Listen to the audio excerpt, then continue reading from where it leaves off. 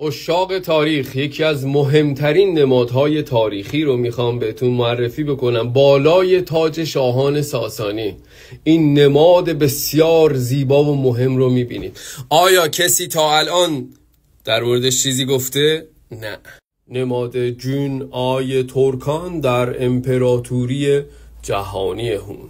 نماد جهانی چند ده هزار ساله ترک از دوره شمنیزم، نماد تنگری دوره وایت هون ها روی سکه هاشون دیده میشه. زمان شامان، ماه و ستاره امروزی، دوره اتحاد امپراتوری ترک و مغول، اتومان، کایه. ببین سلجوقی، همین تیر و کمون نمادی از خورشید و ماهه.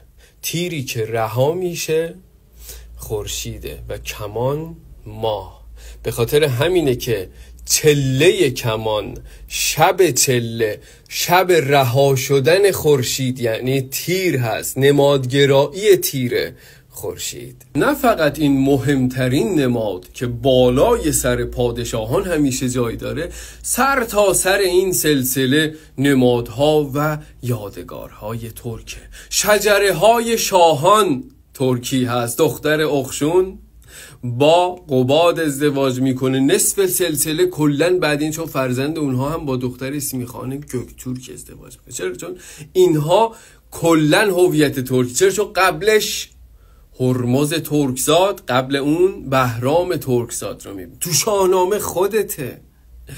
نه فقط اینها، نه فقط نمادها، تاریخ گویای قضیه است. اینجا سرزمین چند هزار ساله ترکه.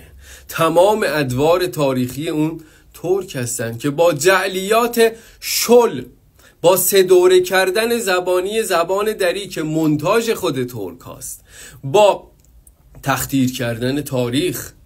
و ببین مهمترین نماد رو تو در موردش حرفی نزنی؟